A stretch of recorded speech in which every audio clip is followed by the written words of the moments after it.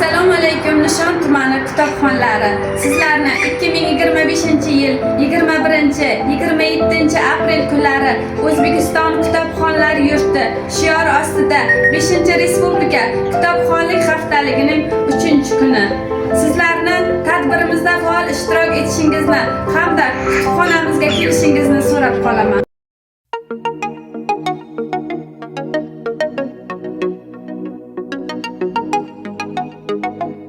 O'zbekiston yoshlari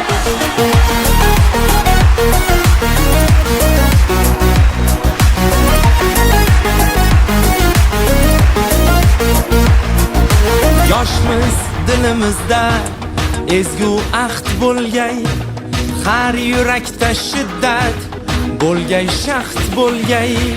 Yoshmiz dilimizda ezgu ahd bo'lgay, har yurakda shiddat bo'lgay, shaxt bo'lgay. Yurtboshimiz ko'rsatgan yorug' yo'lda manzilgacha yo'ldoshimiz baxt bo'lgay. Vatan bizdan kutmoqda buyuk ishlar, bu ishonchdan jo'shar ishtiyoqimiz.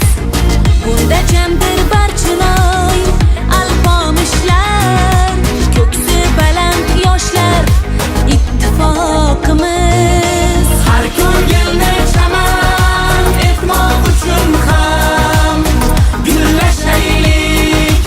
O'zbekiston yoshlari buyuk kelajakka yetmoq uchun ham birlashaylik. O'zbekiston yoshlari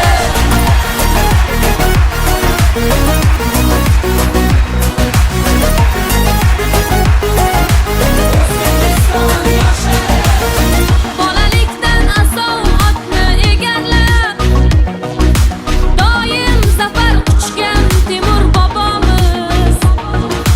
12 yoshida taxtni egallab, yurt boshqargan bizning Bobur bobomiz. 9 yoshda Qur'onni yod bilgan kim? Eng ulug' muhaddis Buxoriy bobom. 7 yoshida mantiq tayirni